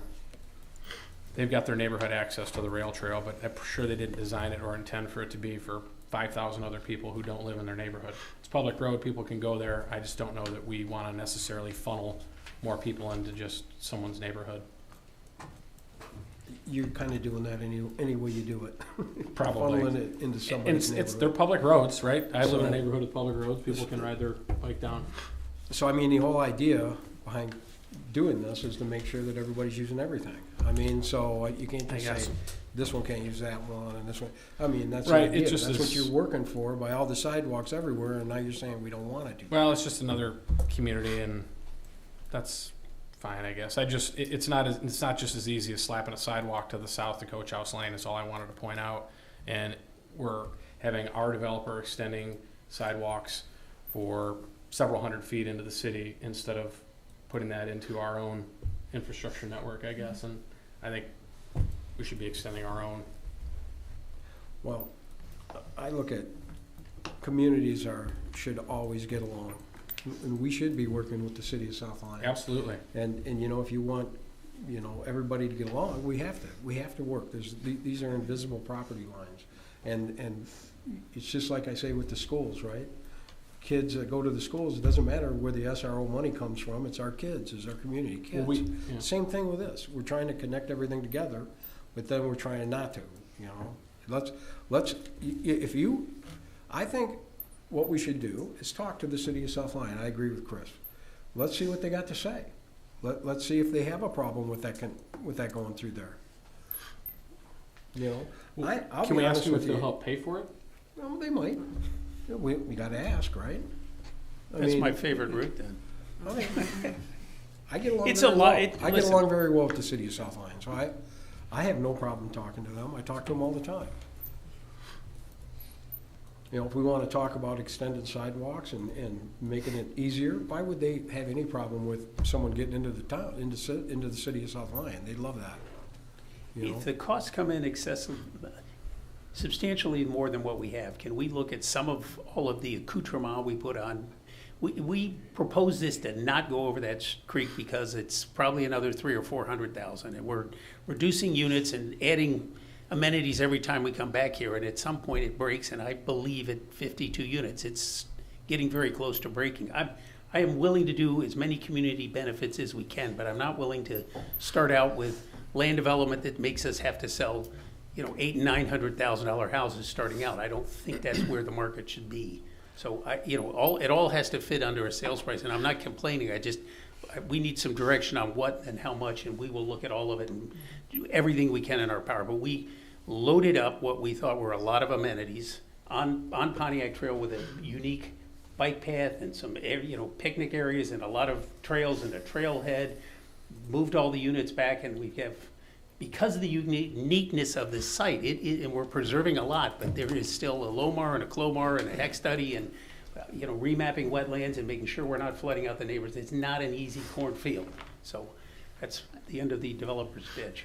Can I If I ask, can- just, oh. go ahead. John, obviously, I mean, I meet with the city and, Patty has and Chris and I for sidewalk and, collaboration. And so I'm fine with collaborating with the city to connect some of these things. My point was, we have a very unique opportunity to move a lot of our Lyon Township residents to the north to eventually to connect where there will be pathway. Well, I would hope there would be pathways along the TAP parcel, along Pontiac Trail, and to fill in those gaps from Pontiac Trail and Pontiac Trail south toward this development. It's almost like it seems like it's so close to have a meaningful connection. Because as much as I love that rail trail, if you're at that diagonal, you're really not able to access that for a lot of the people who are along Pontiac Trail. So I am definitely in favor of working with South Lyon to try to create some connections, but I don't necessarily see this opportunity as what I would prefer. You threw the number of 52 out. I can't believe I'm going to say this, but I would actually support 52 if you cross the drain. And if tonight you can't commit to crossing the drain, or not the drain, the creek, if you can't connect or commit tonight to crossing the creek, I'm likely going to vote no. But if you can cross that creek, then that's going to change. So Okay. I'm actually going to say 52. I'm fine with that number. Cross the creek. The Is what question- I would request. Question I had, you mentioned 1,200 feet in the fund. You didn't talk about building 1,200 feet. I asked you why you don't have the right of way. So just to be clear, we're not getting one or the other. We're not getting a crossing or 1,200 feet. We're getting a crossing, or we're getting money to somehow do all these hard things that Jim is unable or unwilling to do right now. I don't want to commit to something that came up tonight without, I'm not saying we can't, I just need to look at numbers. And I need to talk to Oakland County because it's their road, and they're going to say, what it has to look like. And I've never asked Oakland County what their standards are for a bridge over on one of their roads. So sometimes they're reasonable, and sometimes they're not the least bit reasonable. So I can't tell you whether it's not an unwillingness; it may be an inability to make it work. There is one other option, if it's okay if I jump in. Yes, please. If, to do the crossing, you could always pull it into your site out of the right of way and put it in an easement. But then where do I land on the north? Well, you own that, so you can kind of get Okay, back gotcha. out Yes, close so to I'm the still right on my of way. property. I got you. Right. Yes. So that probably would be the shortest span too that you'd be Okay. looking at. So Yes. it might not be 100, but it might be 80 feet. And Leslie, he can then bring it back once he crosses toward the right of way to where it's So just it's something to lining look back at up. when Okay. you're looking at Yep. numbers. And I also want to say, Makes sense. just to be clear, John, I don't want you to mistake my comments. What I'm saying is if Believe me, I'll just ask a question. if we're going south of Trevor, all I'm saying is if we're extending, if we're having an opportunity to get a developer to put X number of dollars into our network somewhere, off-site, let's say, or wherever, I would rather them do that to that extent. And then when we get to Trevor, if it's $200,000 to get from there down to Coach House Lane and it connects some of our residents to another network, well, then let's have a conversation for sure. But that seems like a longer, more potentially drawn-out process than just having Jim on his own property just deal with the crossing, that's all. Here's my problem with sidewalks, like we do sidewalks here. We need a master plan, right? We need a master plan. We just, every time a developer walks in, we throw in sidewalk in front of his place, right? And then we go, oh, we gotta get this in, and we can't do it because there's easements we gotta get these people who don't want sidewalks in front of their place. So all we do is we come in here and we force developers to put sidewalks that don't go anywhere. And then it comes to us and we go, well, you got this nice bridge, it goes to nowhere. how long, how many residents do we have to cross from there to get to the tap parcel? How many residents do we have to get about easements 11. from? 7 residents, No, I okay. think it's like 11. 11. I can't remember, I Okay. counted earlier. So, It's a distance. do we know if they even want sidewalks in front of their homes? They're on 10-acre pieces of property, they're, They have to shovel it. I'm just saying, you know, we need a master plan. We just need a I master think plan. I'd love for us to, We actually have a master. yeah, I mean, I'd love Do for we us to ever look look at at it it? and have something Yeah. that actually makes sense. You 'Cause know, we're not gonna get pathways on both sides of the road everywhere in the township. It's just not gonna happen. And so Leslie and I talked today and we looked at the east side, the west side of Pontiac Trail, and it seems like it'd be even more difficult to try to make that happen. There's a lot more smaller And residential. even trying to get to the rail trail, it makes things really difficult to make that happen. No, it would, no, I'm just throwing Yeah. out But I things like think we we're oughta, doing. I worry that we could put a developer into a place where he's trying to cut corners or trying to get something built for a bridge that's gonna cost hundreds of thousands of dollars. And then it's up to us to try to figure out how to get the next step in, okay? Now, how long will that be? I don't know. I mean, you see what I'm saying? Yeah. I'm not upset about what you're asking. right. I'm just trying to be commonsensical about the whole thing. It's like, how long will it take us to go that far? I mean, is it just a start and then 25 years from now, we get the last leg in and everybody's going, who put this bridge here? And maybe this isn't for tonight, and maybe this isn't gonna be popular. I'm tired of 10-foot pathways. It's a waste. We need to go to an 8-foot pathway standard. We need to start crossing at 8 feet. I mean, 8 feet is a huge pathway. We do not need AASHTO standard pathways in the township, because that is adding 20%, 25% of the cost of everything and making it that much harder to fit what we wanna build. It's unnecessary. I don't know I'd how we say got to 8 foot's 10. fine with me for I don't know this. why we got to 10. All we've done is increase the difficulty and the expense of getting them put in. So, not for today, but I would like to look at going from now on all of our biggest pathway should be 8 feet. I think you can't get grants. What grants are we getting? I know, but I'm just saying, I'm pretty sure. That's a federal AASHTO standard, right? Isn't that a highway It standard? would take you out of getting a TAP grant, which is only worth it if you're doing at least a mile. Yeah, that's a federal grant. Because How many there's- TAP grants have we gotten? None. Ever? Well, Right. no, that's not true. The original development, I believe, of the trail through the township was I believe it was a TAP grant. Of the trail, of the rail trail. Yes. That can be 10 feet, but I'm talking about all these road rights of way. None. We're trying, exactly. It's terrible. It needs to go away. Well, but TAP is the only grant, I think, that would require them to be 10 feet. Right. Other than that, I don't think, like the Ralph C. Wilson Foundation, for example, I don't believe they have They a do not. cross-section requirement. They do not. Yeah, I didn't think so. You know, Troy's 8, a number of the other communities, as Darren pointed out, are 8 feet, which they're not Lyon Township, but 8 feet is not an unheard of standard. And I don't mean to sidetrack that. It just, when you No, talk I about know. making No, it no, I difficult, get it. making it difficult is making it the size of a lane of traffic instead of the Yeah. size of like a normal walking surface. I just want to do things in perspective, right? I mean, I go around this township and I look and I go, there's a sidewalk that's, 50 feet long, goes nowhere. I'd like to start connecting these, and we've said that for a long time. It would be nice to have the connection all the way down to 8 Mile. I think that there's pieces missing there. That's been, 20 years since that's been put in? We haven't done a thing there. Yeah. You drive and then you hit grass and you walk on grass. The last nice connection we made was on 11 Mile. On So the north that's side- the on north reference to side the of 11 Mile. donation. Because Right. Listen, No, I live in Bloomfield Township, and they continue to pass millages every year because the residents want safety paths, and they put in miles of safety paths, and they are used, other than heavy snow, they are used every day, all day. So it's a wonderful amenity, but you can't do it one development at a time. That's my opinion. Right. It is a township, if it's valuable to your residents, it needs to be a small millage that you're making these connections, not miles and miles, but you're making connections every year with a small amount of money that's being put in and then maintained.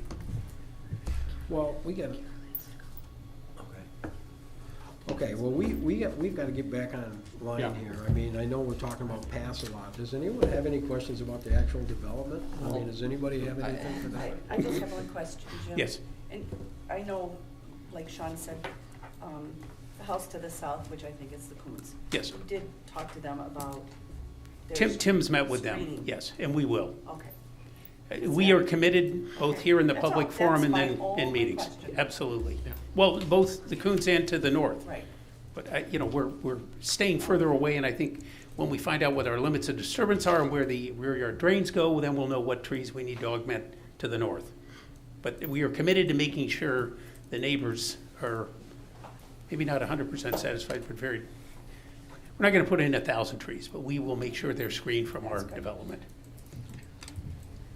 Well, these are big deals, right? Yes. You end up with, most of our residents in this area have lots of acres around them, and then all at once, a large development lands in the middle of them, and I get why it's intense to them. Yes. And we can help, we've helped with greater setbacks. We can help by reducing the size of the homes, which we've agreed to do, and by working with them one-on-one to see where they need trees to screen us from them, and not 6-foot trees that will screen. Okay. You got anything, Chris? Huh? Yeah, I mean, most of the stuff's been kind of said, and I was just sitting here thinking about, if I had to choose which way the pathway to go, I would prefer to go north. You hit the utility extension for the sanitary sewer. I know we don't have a planned development agreement in here yet to review. I guess I assume that's still being drafted to kind of piggyback on what Sean had mentioned about units 34 through 38 being the ranch units. I'm still hung up on the density. I get that it's an empty nester development targeted. We've done this before on targeted empty nester homes or ones that were supposed to be empty nester homes. We have 2 developments in the township like that, but there's just no way to track to actually see if you are getting the empty nesters and the lower traffic volumes. So I'm still hung up on the density being 52 versus the 34 on the parallel plan. And I get that, it'd be nice to knock that down some more. So that's really my main hang up, and you've kind of explained why, where you're at in terms of what you need on this parcel, being that it's the majority of it's wetlands. It's not an easy parcel. Yeah, it's a classic PUD program where, flexibility is hopefully something you can utilize in a township when you're preserving 70-80% of the site in open space. So I understand the density, but it's 0.79 units in a zoning classification of 1.2 surrounded by higher density, even multifamily. So we're not breaking the box of, we are clustering it all up front on Pontiac Trail and agreeing to screen everyone around it, so you have to go in it to experience that density. But that's what an age-targeted buyer, I can get you statistics on the 20 of these we've done, and there are no kids in them. They're just, you don't buy a ranch home with no ability to use your backyard as a family. We just lost a deal in Northville because they said, well, what can our kids do? And the answer is nothing. Kids can go to school and come in and live in the inside of the house. It's a very unfriendly kids environment. It's a senior environment. Just. And it wasn't you who did the other ones, but yeah, it didn't quite work out on some of the other 2. Yeah. Okay, anything else? Robert? I guess I also lean towards the north.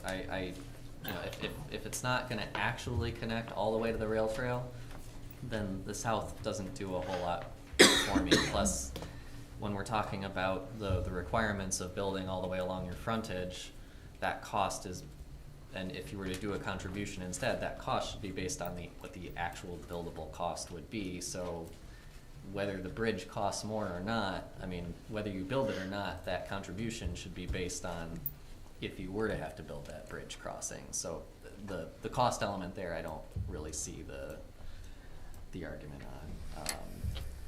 Again, the 52, assuming that it really does go empty nester and the traffic is fine. I mean, It's a guarantee. This is not a bait and switch, guys. I've 35 years doing it. I'm not.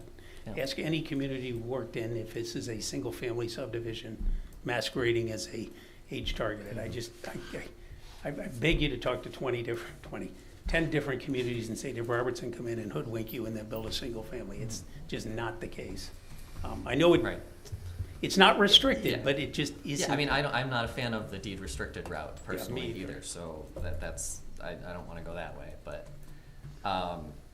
another little piece, when we do someday get to that southern piece, your southern tip of your pathway, very minor, but it looks like it's set a little bit further in from Pontiac Trail still.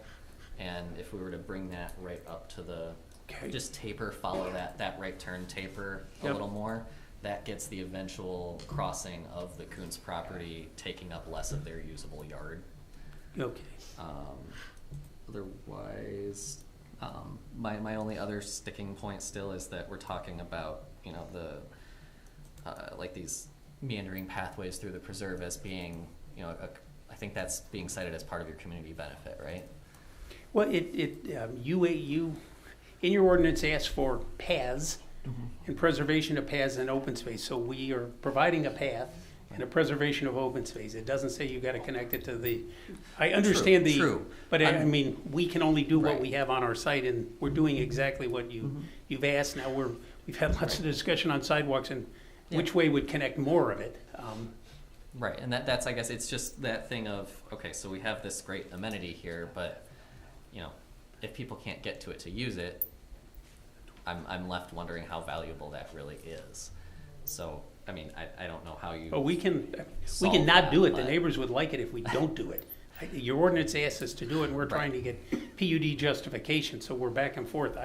It's because you've asked for it in your ordinances Yeah. that it's there. And I like it, I don't know how to make it necessarily more usable. I mean, I don't know if it's practical along, you know, I don't think you're gonna have a lot of people trying to use these things, but like I noticed, and I'm not sure, you know, who actually controls it, but there's a development down on 10 Mile that has a park kind of at the end of it, or some little amenity area, and they put in like, you know, a couple parking spots at the end of their stub street for it. I don't know if there's a spot or if it even makes any sense, and if you would want to invite that, but. You know, I don't want to put parking on, then residents have to maintain parking, and who parks there at night, and it just I seems. get it, I'm not saying it's Yeah. the solution, I'm just, I'm Not struggling to see not to be the- obnoxious, but if we connect the paths, you will get to it. I mean, and that's my preference. Yes. But I mean, as you go up to Blake's, and that becomes the amenity that I think it will be, people will be walking to it, and there will be a, recreational respite, if you will, on a nature trail. In addition, which is something that we have had people asking for. If we look at some of the surveys we've done in the past, people have indicated that they want more of that natural area kept and to be able to access it. and it won't go away. It will be preserved in the condominium document. So you're right. Today, nobody's going to drive there, park there, and use it, but it's not going away in perpetuity. Yes. It just highlights the fact that we need to make sure that we have a path forward to make it accessible in the future. No pun intended. Yes, exactly. Thank you. Or pun intended, I'm sorry. Yep. Yeah, I think. You good? Yeah. All right, anyone else? I appreciate the driveways being 25 feet. Thank you. Yes, thank you. Thank you. I'm gonna make a motion that we approve preliminary site plan approval for AP 22-30, subject to all the review comments, all the discussion, all the conditions that have already been kind of fleshed out here. And I'm going to say, and also subject to crossing the stream to the north so that it terminates at the northerly property line, as opposed to taking a contribution for an off-site sidewalk that we do not have right of way for. I'll support. Any more discussion? Okay, we have a motion and support. All those in favor say aye. Aye. Any opposed? Opposed, and it's for density, not the crossing. Motion passed. Thank you all. All right, we're gonna move on to the right-of-way measurement text amendment. I know Carol wanted to be here for this, but did she go over it with you? Yeah. You wanna put this off till, No, Brian she was answer? pretty, yeah, I think I think Brian. Brian can help us on this. Can you help?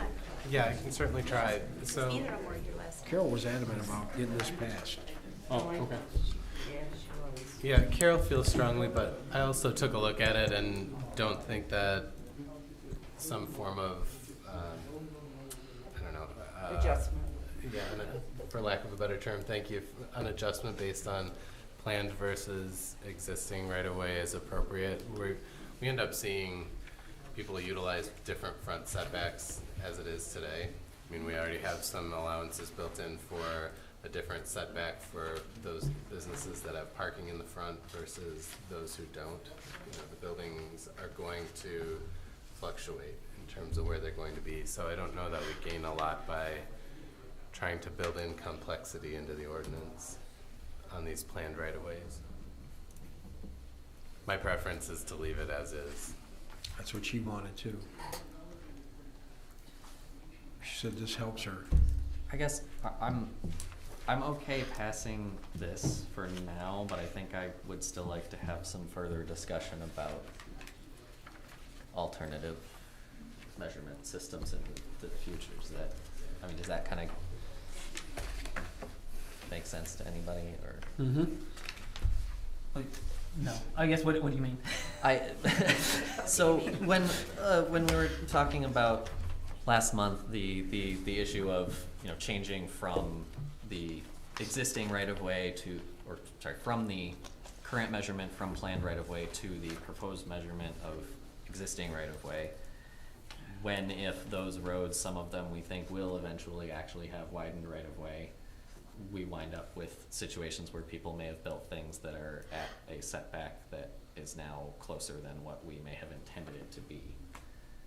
And So look at the setbacks. so looking at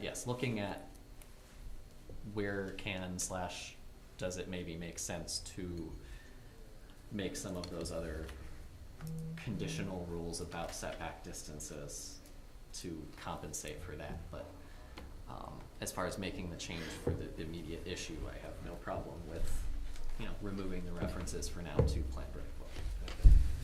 Yeah, we can take a look at it, and then the other thing that we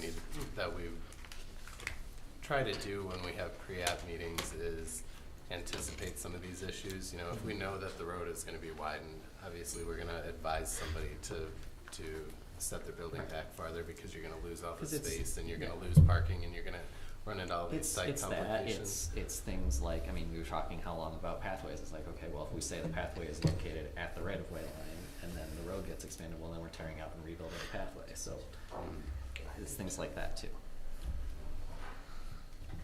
Yeah, maybe I was burned early in my career, but there was a notorious developer who used to go around and buying parcels where roads were going to be widened, and he would physically build buildings right up to the corner, thus driving up the cost for it to be torn down. So this kind of thing is, I get it if we can set something up where, you know, not everybody's that evil, but or opportunistic, however you want to look at it. But if someone's trying to fit something on a smaller parcel and they have a setback from the existing right-of-way, and that's the situation when if they dedicate the right-of-way, they can no longer build on that parcel. That's what we're trying to avoid.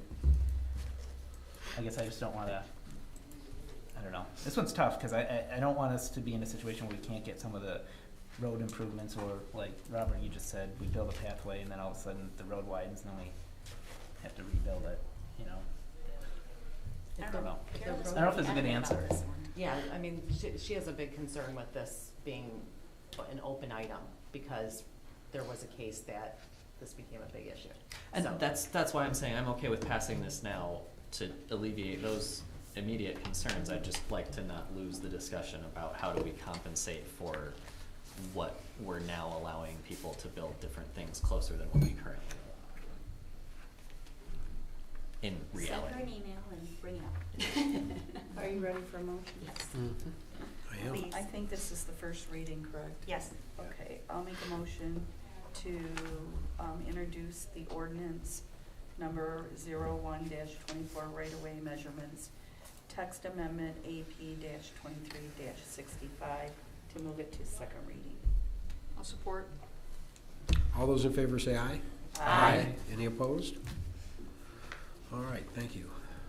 All right, we're gonna move on to the consideration to approve the extra officers that we're gonna put on the agreement number 3, to allow the supervisor and the clerk to sign this agreement to add these officers.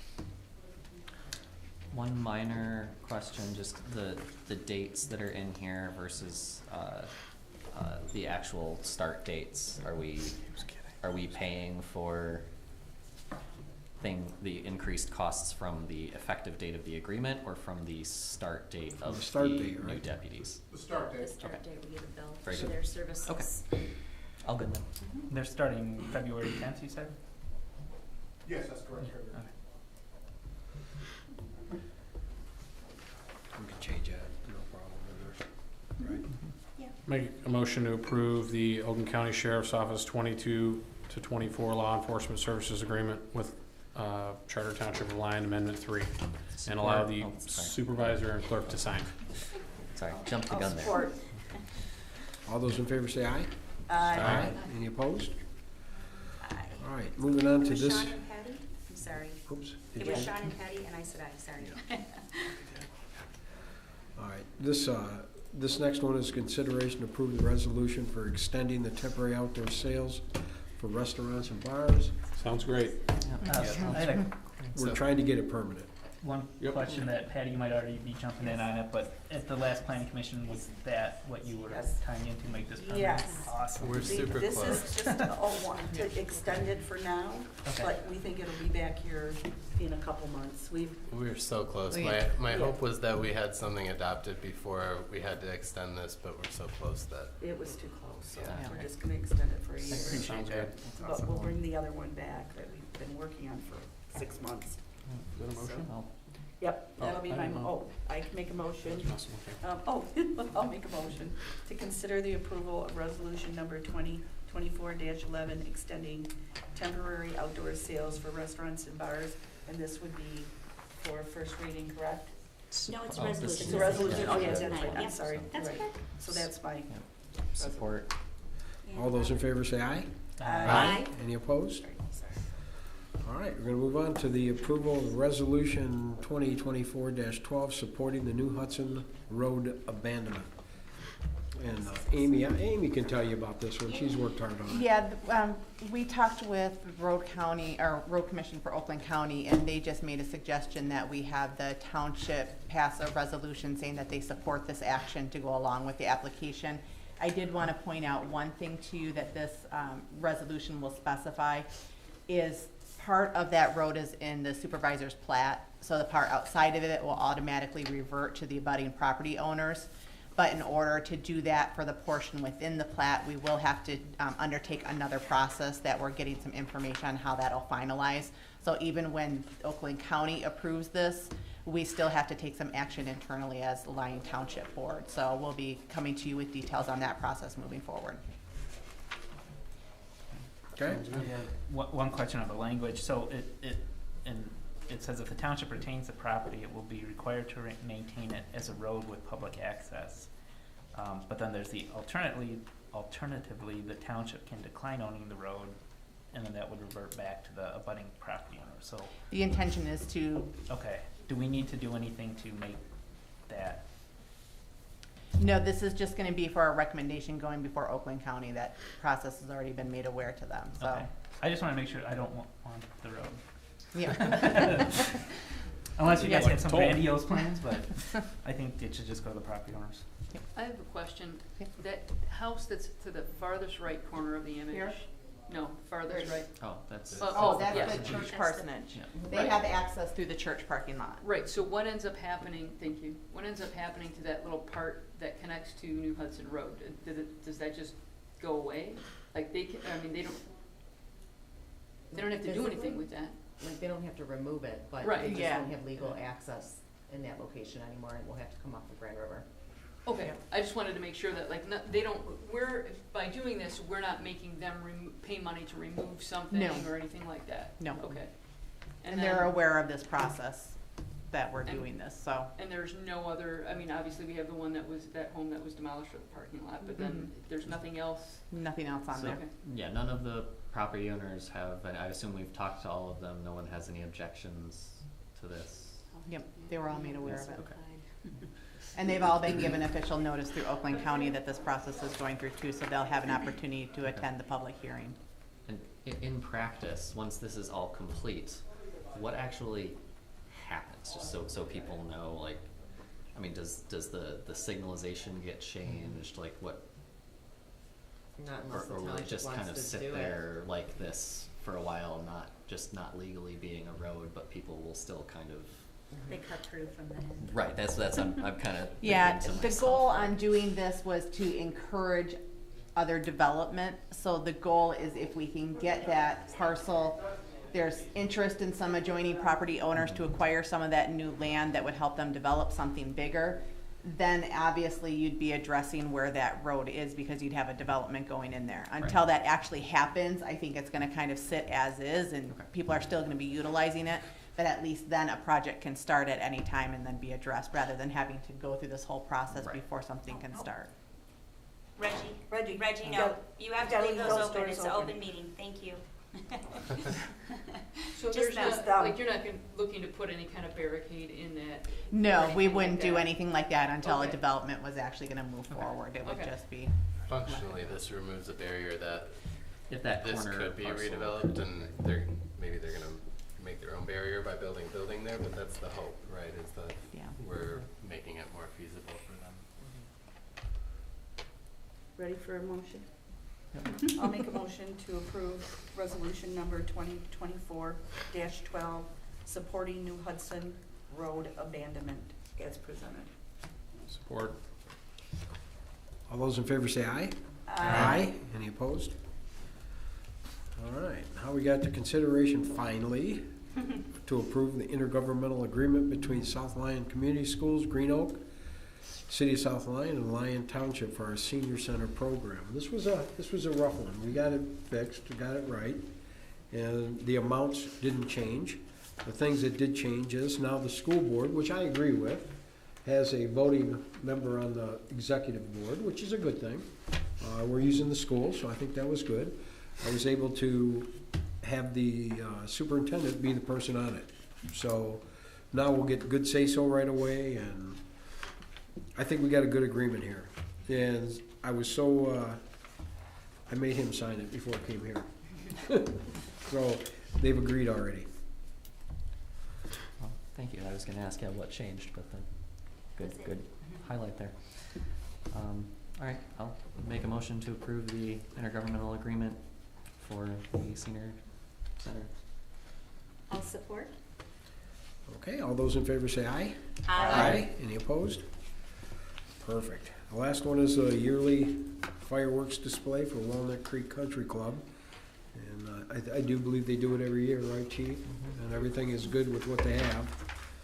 I think we've made a new application and they've signed that and everything is very good. Now, due to the chief putting that together and fire marshal, right? Yeah. That was great. Yeah, seeing this made me think summer's almost here. That's like already then. I know, already, All you gotta early. get the Yeah. booking for Yeah. whatever their pyrotech. Mm-hmm. Yeah, they paid their fee too. They're good about that. So this is an easy one. Anyone like to make the motion?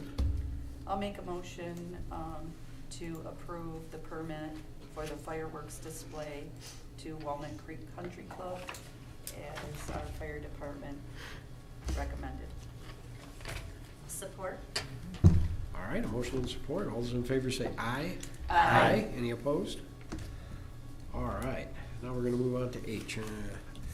So, as you know, we have a 2008 Chevy truck that is like about a 1912. It literally, the floorboards are gone.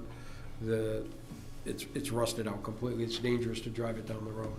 So we've kind of put that out to pasture, and we, with our DPW growing like we have grown it, it's become inevitable that we need another truck. We've been using 3 plow trucks to take care of the township, and they've been doing a wonderful job. We've got the salters, it's been perfect. Now they have the large parking lot and the DDA to take care of, and they're taking over all the fire stations, they do all our water stations. They're doing really a really great job. So we kind of needed it kind of quickly, so we put our feelers out there, and we found 2 trucks that are available that we could get right away. The first one was a 23 Ford F-350 STX Crew Cab 4x4. That one come in at $59,469. The one that they want is the 2024, because it is the model year, the new model year, Chevy 2500. It has a nicer upgrade in the cab. It's a nicer truck. It isn't like the work truck. And they do take very good care of these trucks, just to tell you. That one came back at about $2,000 more. They'd like that one. They would take either one. And then we would like to put another $15,000 into this deal for upfit, for snowplows, strobe lights, and get it upfitted for this year. We can get that put on fairly quickly. So, We'd like to use the ARPA funds. and we want to use the ARPA funds. We still have money. Do you think the 350 versus the 2,500, do you think you need that much more in the way of? In the Chevys, the 2,500 HDs are equivalents to the 350s. Okay. Okay? They have in the Chevys, they have a 25 HD and a 35 HD. The 35 HD is equivalent to the 450, and then that's all they have. They don't go any higher than that, and then Ford gets them because they keep going. You can get any truck from Ford. They're both very nice trucks. They had the one they're replacing is a 2008 Chevy. They've been plowing with it constantly, every year. Yeah. It is beat. I It can't is believe worn that out. thing is still in operation. It's amazing they amazing. don't get hurt driving it. Yeah. Is there any, I mean, the last truck we bought them, I think, was an F-350. It was right? a 550. Okay. F550 Dump truck, Ford. right? That was $100,000. I guess I'm just wondering, I mean, is there any benefit to staying with one kind of like series for these things, or? I don't think there's a benefit, and I do think that it's nice to try the different brands, because, you know, some fall apart, some don't, and that Chevy has been here since 2008. It has been driven by many people and been beat pretty hard. And that's a 2,500 HD, isn't it? That's a 25 HD. Yeah.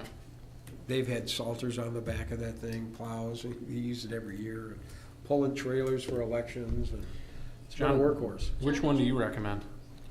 I honestly, they're both gonna be good trucks. I mean, the only reason that they wanted the Chevy was because it was newer. The year It's a you're buying the 24. $2,000 more.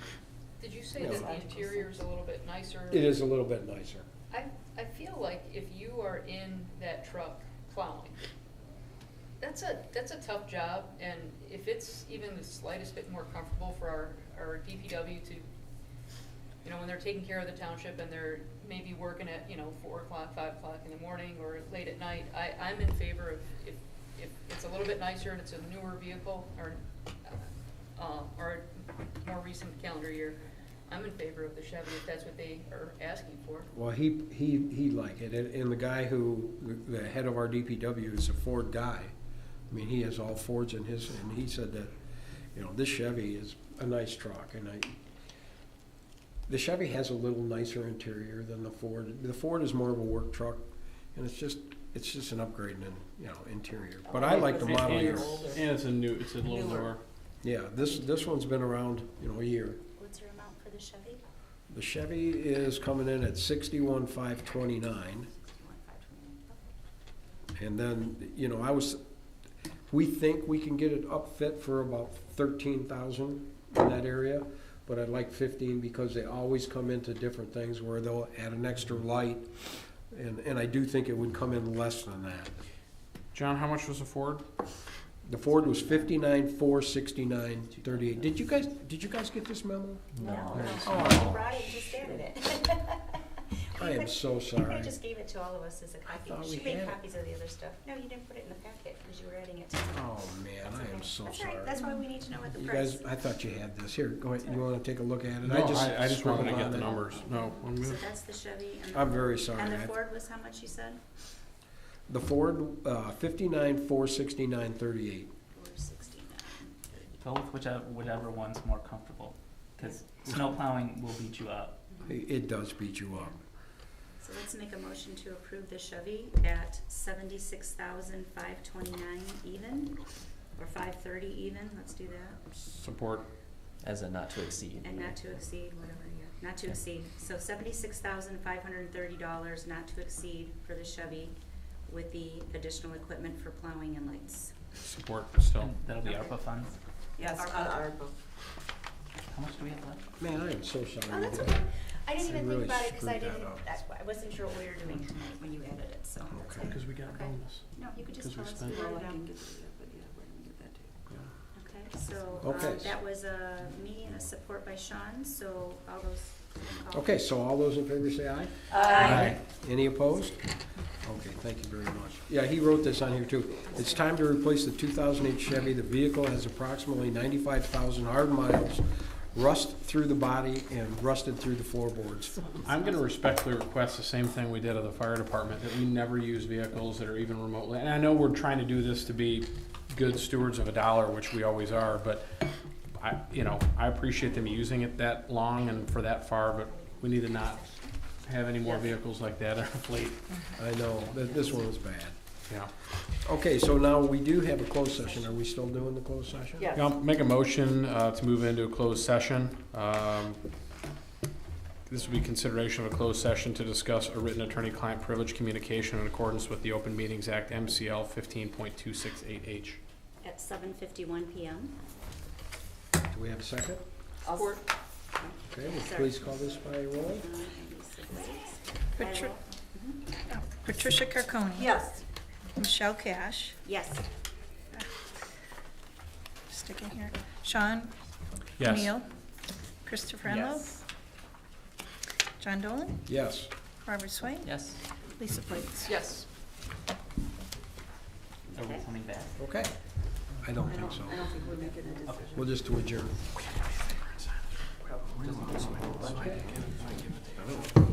Yeah. Do you want us to just close the doors and stay put? We gotta call Okay. Carol. As long Yeah, as, okay. Yeah, let's, as long as we're not recording anymore. yeah. The on-air thing won't. I know, That side room talking, do you want us to get that Oh. out of? Yeah, they need.